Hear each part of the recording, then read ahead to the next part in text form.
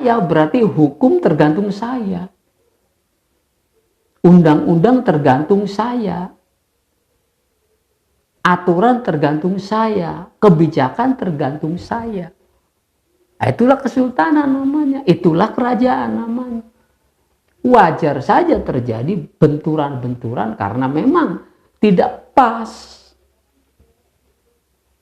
Karena itu bisa dilakukan di kerajaan, di kesultanan. Tidak bisa diberlakukan di dalam negara republik. Maka pertanyaannya, Indonesia ini negara hukum atau negara politik? Ternyata prakteknya negara Indonesia ini, Republik Indonesia ini, yang diberlakukan itu bukan hukum, tetapi politik.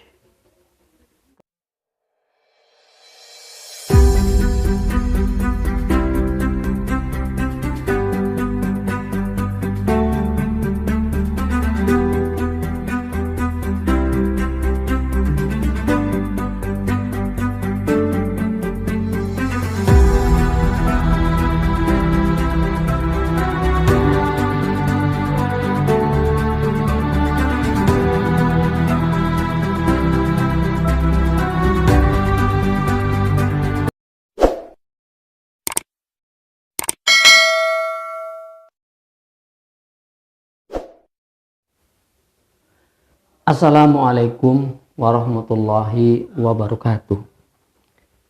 Salam jumpa kembali di saluran ulas kajian dan peristiwa. Saudara pemirsa yang dirahmati Allah, salam sejahtera untuk Anda dan kita semua. Alhamdulillah dalam kesempatan ini, saluran ini kembali menjumpai Anda, yaitu untuk mengulas berbagai peristiwa, saudara.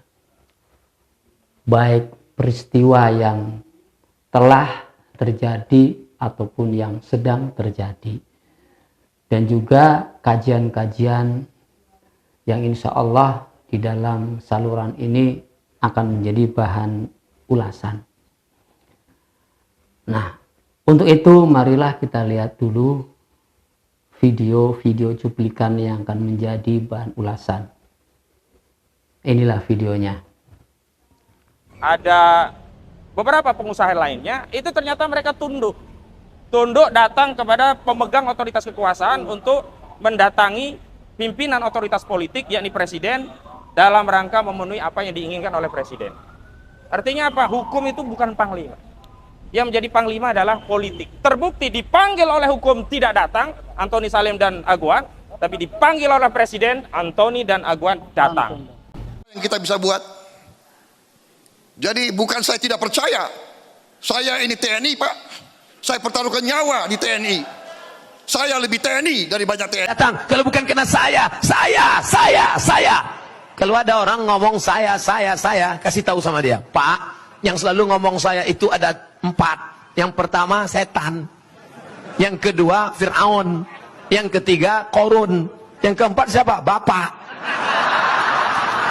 Saya. Nah, itulah saudara yang akan kita ulas. Ya, ini akan terus viral, saudara. Ya, apa yang mau kita ulas dan apa yang mau kita bahas di sini. Saudara pemirsa, jadi memang ini yang belum dipahami dan itulah akan saya pahamkan kepada saudara-saudara. Bahwa diksi dan kalimat itu sangat menentukan karena umat, rakyat atau masyarakat akan meresponnya. Ya.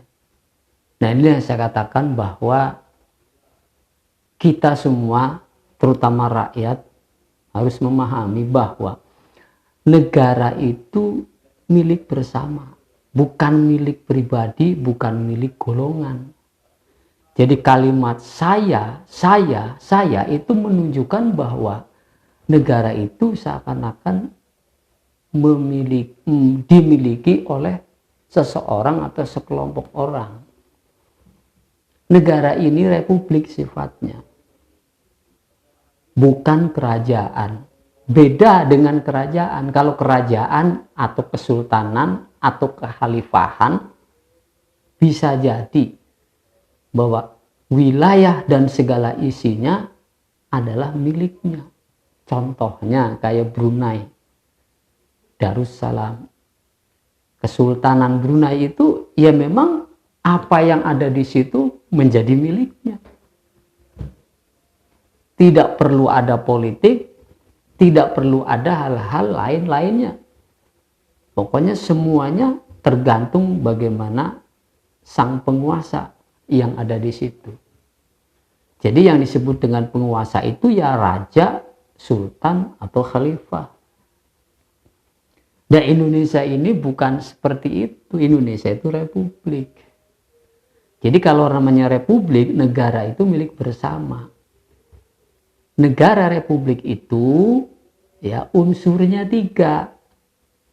Rakyat, pemerintah, dan hukum. Kurang 1 tidak bisa disebut dengan negara. Ya, kurang 1 tidak bisa disebut dengan negara atau negara republik.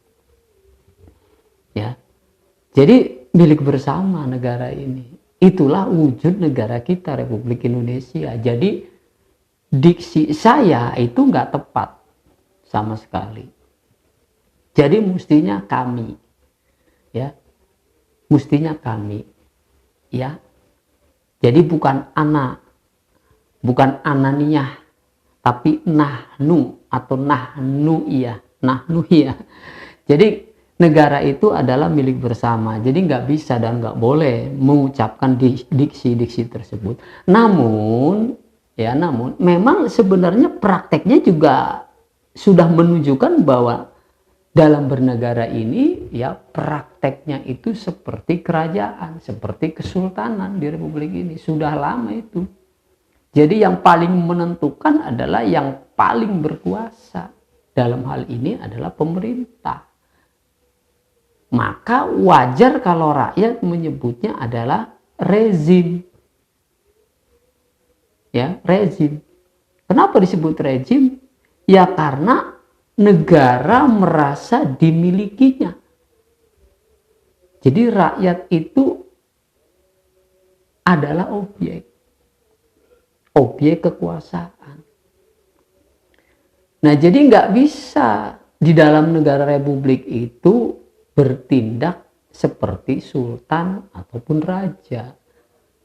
Nah, jika demikian yang dipraktekkan, maka wajar terjadi perselisihan antara rakyat dengan pemerintah yang tidak pernah selesai. Nah, makanya di sini yang berlaku itu bukan hukum jadinya. Ya, kalau saya berarti hukum tergantung saya. Undang-undang tergantung saya, aturan tergantung saya, kebijakan tergantung saya. Nah, itulah kesultanan namanya, itulah kerajaan namanya. Wajar saja terjadi benturan-benturan karena memang tidak pas. Karena itu bisa dilakukan di kerajaan, di kesultanan, tidak bisa diberlakukan di dalam negara republik. Maka pertanyaannya, Indonesia ini negara hukum atau negara politik? Ternyata prakteknya negara Indonesia ini, Republik Indonesia ini, yang diberlakukan itu bukan hukum, tetapi politik. Kenapa saya katakan demikian? Karena yang mampu dan yang bisa mengubah hukum, yang bisa mengubah konstitusi, yang bisa mengubah undang-undang adalah kebijakan politik. Jadi selama ini pemerintah Republik Indonesia ini mengoperasikan pemerintahannya, mengoperasikan kenegaraannya hanya didasarkan kepada politik. Karena memang politik itu posisinya di atas hukum. Karena hukumlah yang bisa melahirkan politik. Ya, hukum melahirkan politik. Terbalik. Politik menghasilkan hukum-hukum. Jadi konstitusi dan undang-undang dasar negara itu lahir dari politik. Jadi politik itu posisinya di atas. Gitu saudara. Jadi politik itu posisinya di atas. Yang bisa mengubah hukum, bisa mengubah undang-undang dasar, bisa mengubah konstitusi. Itulah politik. Nah, selama ini pemerintah memposisikan dirinya itu ya di atas hukum, di atas konstitusi. Semestinya negara yang sudah hadir ini, ya karena negara juga merupakan produk politik, maka setelah negara itu hadir, setelah negara itu wujud, setelah negara itu ada, maka yang harus dilakukan oleh pemerintah itu adalah ikuti konstitusi dan hukum yang ada, yang sudah ditetapkan. Nah, ini tidak. Pemerintah terus-menerus berpolitik. Dari mulai kampanye sampai menjadi penguasa, sampai menjadi pejabat, sampai menjelang lengser, sampai lengsernya, bahkan sudah lengser pun masih terus berpolitik. Jadi Indonesia ini, Republik Indonesia ini tidak pernah ditata, diatur berdasarkan hukum dan konstitusi. Semua kebijakannya itu lahir dari kegiatan politik. Itulah sebabnya hukum bisa diacak-acak.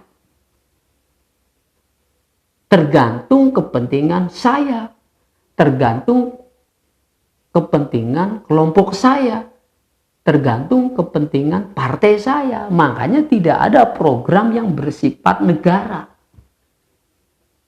Karena yang mestinya dilaksanakan itu adalah program negara, bukan program partai.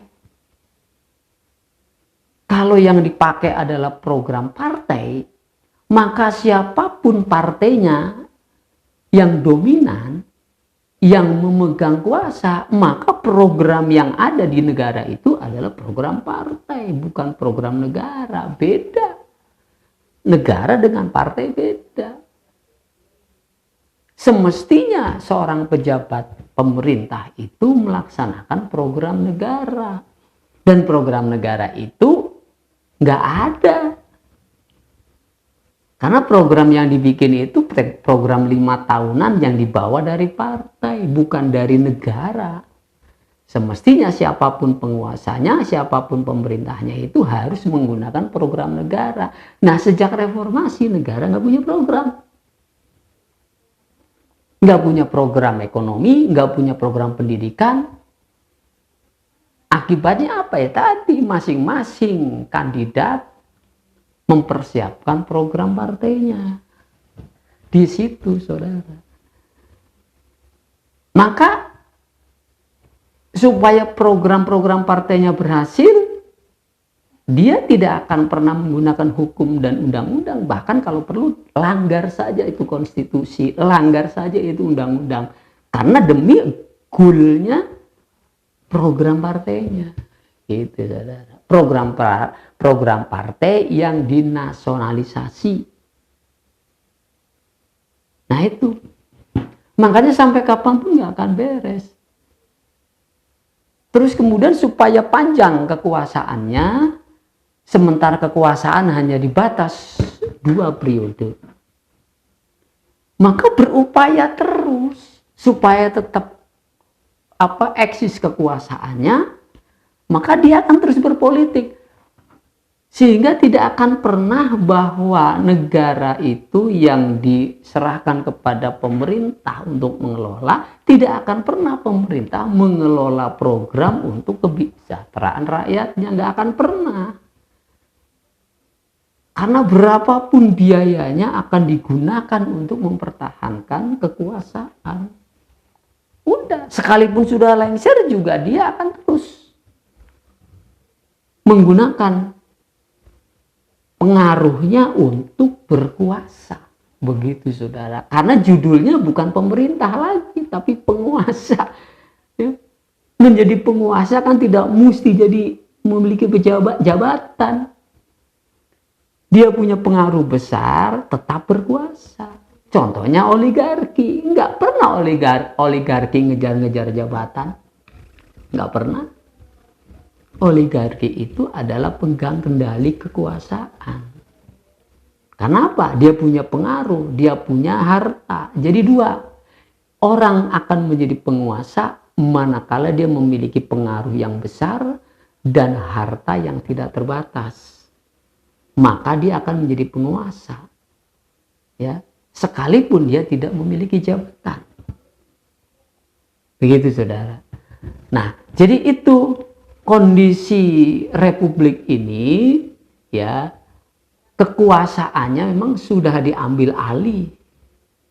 Diambil alih oleh oligarki, diambil alih oleh pemerintah, diambil alih oleh orang yang punya pengaruh.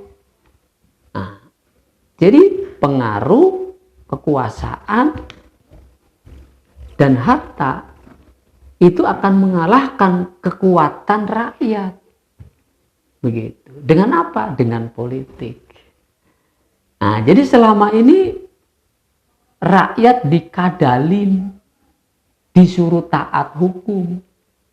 Dengan jargon, Indonesia adalah negara hukum. Segala hal yang berkaitan dengan rakyat, maka rakyat disaranai, diperintahkan untuk mengikuti hukum. Tapi giliran pemerintah yang melanggar hukum, ya, sarana hukumnya, sarana pengadilannya nggak digunakan. Jadi hukum itu hanya untuk rakyat, bukan untuk pemerintah, karena pemerintahnya sudah berubah menjadi penguasa. Ya, coba aja saudara saksikan kasus-kasus hukum yang berkenaan dengan rakyat itu pasti diarahkan kepada pengadilan. Tapi giliran kasus-kasus hukum yang berkenaan dengan pemerintah atau penguasa, nah, itu nggak akan bisa diadili.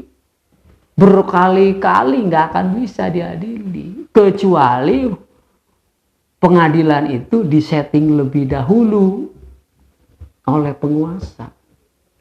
Baru bisa ke sana menyambangi hukum.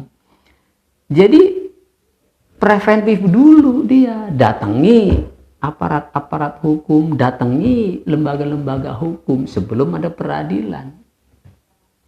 Sebab nanti kalau terjadi peradilan itu nggak akan bisa diadili. Tetapi kalau belum disetting, belum diatur, nggak akan bisa dan nggak akan mau.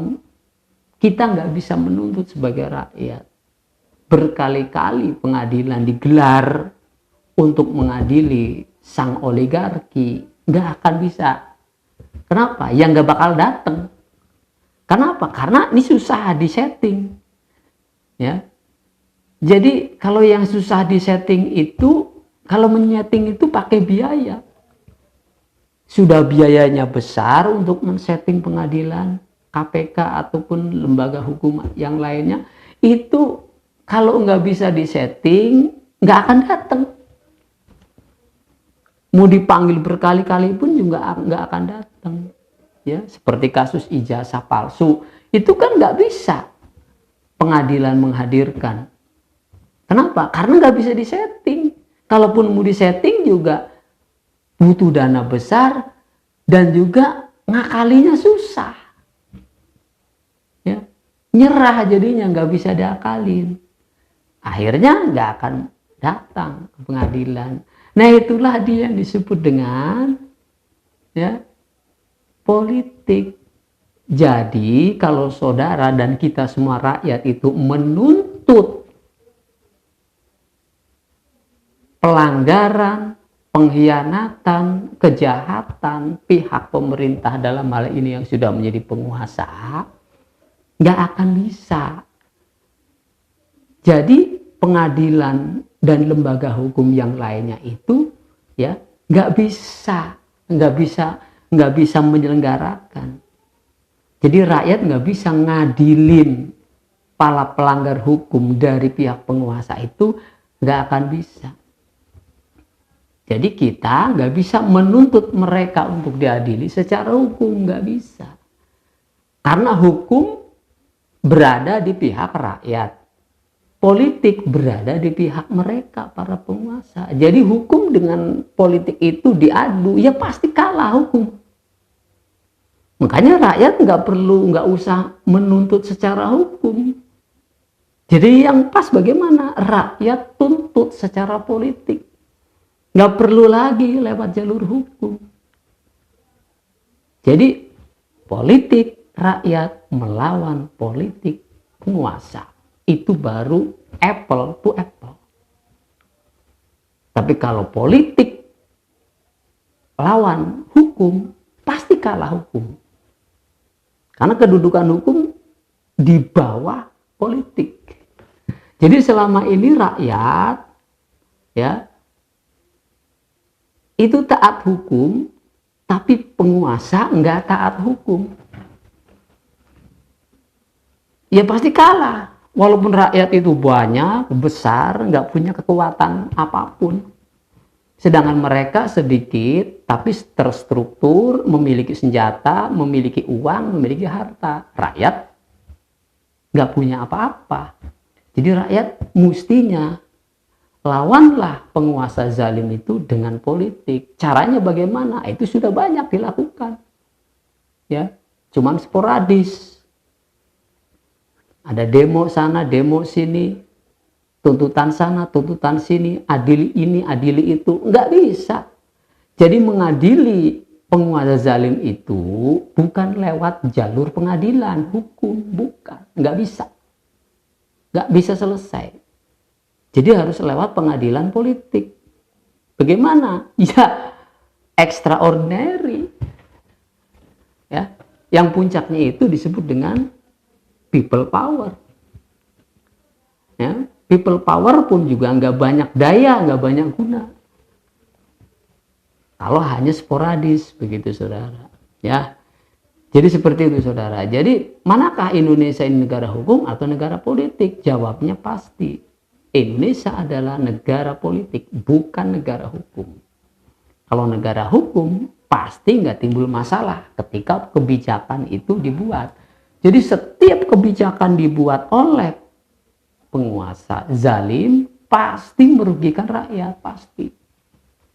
Begitu saudara, nggak ada untung-untungnya sama sekali. Nah, itulah yang dapat kita pahami, yang dapat kita pelajari dari video-video yang tadi saya tampilkan. Ya. Jadi ngomongnya A, prakteknya B. Begitu saudara. Itu selalu begitu. Nah, itulah politik. Karena politik itu tadi, pagi bicara A, sore bicara B, malamnya lain lagi. Itulah politik. Jadi politik itu yang mereka ngomong sangat dinamis. Padahal bukan dinamis itu kalau saya bilang. Itu tindak kejahatan ya yang berlindung di belakang hukum. Seakan-akan mereka berbuat atas nama hukum, atas nama negara, atas nama rakyat. Padahal mereka sedang bermanuver secara politik. Nah, itulah saudara. Jadi rakyat mesti paham. Ya, nggak bisa penguasa zalim itu dilawan dengan hukum. Karena mereka berpolitik, lah kita rakyat melawannya dengan hukum. Habis. Sampai kapanpun nggak akan menang. Ya. Jadi itu saudara yang dapat saya sampaikan, bahwa itulah kenyataan hidup di republik ini. Ya, sebuah negara republik ya dipraktekkan oleh penguasa. Ya, presiden itu bukan penguasa. Presiden berdasarkan undang-undang hukum dan konstitusi negara itu memiliki batas. Durasinya punya batas. Prakteknya mengoperasionalkannya juga ada aturannya, ada undang-undangnya. Nah, aturan dan undang-undang yang ada kerap kali dilanggar. Dengan cara apa? Dengan cara mengeluarkan hukum-hukum lagi yang bertolak belakang dengan hukum dasarnya. Mengeluarkan kebijakan-kebijakan yang kerap kali kebijakan itu tidak bertanya dulu kepada rakyat. Nah, jadi ambil alih namanya itu istilahnya. Ya. Mengambil alih. Jika terjadi sengketa antara eksekutif dengan yudikatif, presiden dengan DPR, DPR pasti kalah. Ya. Terutama yang membela rakyat itu pasti kalah DPR-nya. Ya. Karena eksekutif ini ya punya kewenangan menindak. Kalau DPR kan nggak punya. DPR hanya mengawasi fungsinya. Diawasi, oh itu salah, itu melanggar. Tapi apakah bisa menghakimi? Nggak bisa.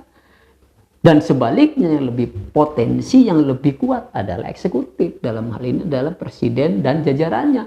Jadi seperti itu, saudara. Jadi sampai kapanpun negara ini tidak akan pernah beres di dalam menata dan mengatur sistem kenegaraan. Karena apa? Karena tadi politik. Ya. Jadi politik itu mampu mengacak-acak, mampu memporak-porandakan apa saja tatanan yang sudah dibuat, yang sudah digariskan secara hukum. Jadi itulah kekuasaan namanya. Ya, coba tengok dimanapun negara, kalau yang dominasinya adalah politik, pasti kacau. Seperti Indonesia ini yang paling gampang contohnya. Di negara-negara lain, di Cina, di India, ya, di Amerika, di mana saja, itu meletakkan hukum di dalam memanage dan mengaturnya. Ya, Cina walaupun komunis, tapi hukum yang dilakukan bukan politik. Dan nggak ada orang berpolitik di sana. Semuanya tertib, tertata berdasarkan hukum. Di Amerika sudah mulai hukum itu ya menjadi tata aturan yang benar, yang menata masyarakat. Di India juga demikian. Nah, Indonesia ya nggak pernah menata negara berdasarkan hukum, tapi selalu politik yang dikeluarkan, sistem politik. Nah, makanya nggak ada keinginan untuk membangun dari 5 tahun, nggak cukup waktunya untuk membangun ini dan membangun itu. Jadi 5 tahun berkuasa bukan digunakan waktunya untuk menata negara, tapi bagaimana 5 tahun ini mengumpulkan kekuatan supaya nantinya bisa kepilih lagi. Jadi dana yang besar itu akan digunakan untuk mempertahankan kekuasaan. Nggak akan untuk membangun proyek-proyek negara yang untuk mensejahterakan rakyat. Nggak akan. Karena awalnya saja sudah transaksinya adalah transaksi bisnis. Berarti dalam memimpin negara ini adalah perhitungannya untung rugi. Makanya banyak para pebisnis yang menjadi menteri atau menteri menjadi pebisnis. Ya. Itu aja sebenarnya, mudah saja untuk melihatnya. Jadi kalau ada omongan demi negara, demi rakyat, demi bangsa, itu bohong memang. Kebohongan yang nyata. Ya, kebohongan yang paling nyata adalah kebohongan yang diucapkan oleh para penguasa. Karena apa? Ya karena memang kita udah tahu bahwa mereka menjadi pejabat ini tujuannya adalah bisnis. Ya. Ya itu aja kelihatan dari situ aja. Kan mau dibisniskan. Yang namanya apa itu? Sumber kekayaan alam yang ada di Indonesia. Ya. Itu kan gampang cara ngelihatnya dari situ. Ya. BUMN ya akan dirubah kan. Badan usaha milik negara. Kalau milik negara itu bukan milik pemerintah. Bukan milik pemerintah apalagi swasta. Karena negara tadi unsurnya adalah rakyat dan undang-undang.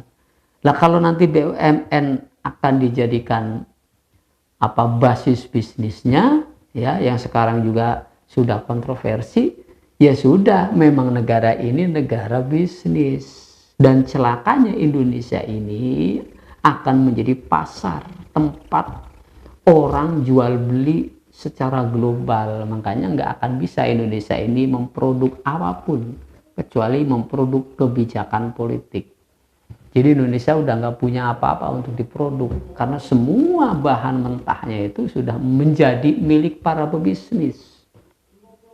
Nah, itu saja saudara. Jadi jelas, fix, bahwa negara Republik Indonesia adalah negara politik.